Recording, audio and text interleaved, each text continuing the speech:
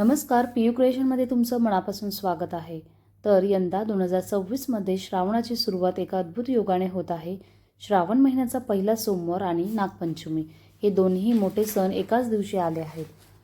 महादेवाच्या गळ्यात नागदेवता विराजमान असतात आणि त्यामुळे या दिवशी शिवपूजा आणि नागपूजा दोन्ही एकत्र कशी करावी, उपवास कधी सोडावा आणि कोणते नियम पाळावेत हे आपण आजच्या 5 मिनिटाच्या व्हिडिओमध्ये अगदी सोप्या भाषेत पाहणार आहोत।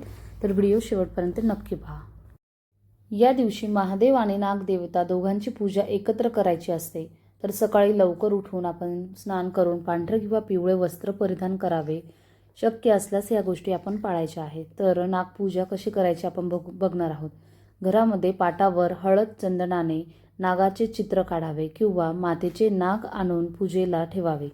नागदेवतेला दुधाचा आणि साखरेचा नैवेद्य दाखवायचा असतो।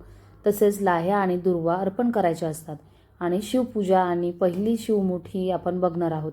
तर महादेवाच्या पिंडीवर किंवा प्रतिमेवर अभिषेक करायचा आहे आणि बेलपत्र आणि पांढरी फुले वाहायची आहेत। तर श्रावणातील पहिला सोमवार असल्यामुळे महादेवाला पहिली शिवमुठ म्हणजेच तांदूळ अर्पण करायचे आहेत आणि श्रावणी सोमवारचा उपवास हा पूर्ण दिवस पाळला जातो। तर उपवास कधी सोडायचा आहे, तर सोमवारच्या उपवासाची सांगता संध्याकाळी प्रदोष काळात सूर्यास्तानंतर महादेवाची आरती करून केली जाते। तर साधारणपणे संध्याकाळी 6 ते 7च्या दरम्यान तुम्ही आरती करून उपवास सोडू शकतात।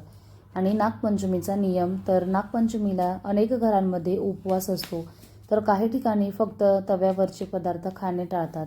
त्यामुळे संध्याकाळी उपवास सोडताना उकडीचे दिंड, मोदक किंवा खीर खाऊन उपवास सोडला जातो। तर आपल्याकडे जशी परंपरा, रीतिरिवाज, पद्धत आहे त्या पद्धतीने आपण गावच्या पद्धतीने आपण या गोष्टी त्या दिवशी आपल्याला पाळायच्या असतात। तर आपण काय टाळायचं आहे, तर कापणे व चिरणे या दिवशी बंद करतात। म्हणजे या दिवशी घरात सुरी, चाकू किंवा विळीचा वापर करत नाही। तर ह्या सर्व गोष्टी गावाकडे आपण पाळत असतो। तर आपण आपल्या गावच्या पद्धतीने ह्या सर्व गोष्टी करायच्या आहे। तर कोणतीही भाजी चिरू नये किंवा कापू नये आणि तव्याचा वापर टाळावा। तवा हा नागाच्या फणाचे प्रतीक मानला जातो, त्यामुळे या दिवशी चुलीवर किंवा गॅसवर तवा ठेवत नाही आणि चपाती, भाकरी किंवा डोसा बनवू नये।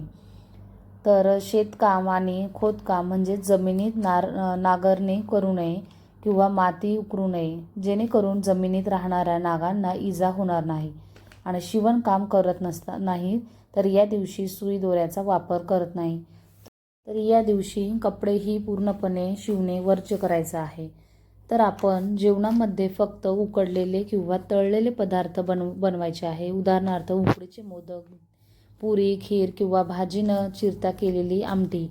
आणि जिवंत नागाला दुखापत न करता दुरून नमस्कार करावा आणि नागदेवतेचे रक्षण करण्याचा संकल्प करावा। तर असा हा शिव आणि नागाच्या भक्तीचा पवित्र योग आहे। तुम्हाला ही माहिती कशी वाटली मला कमेंट करून नक्की सांगा।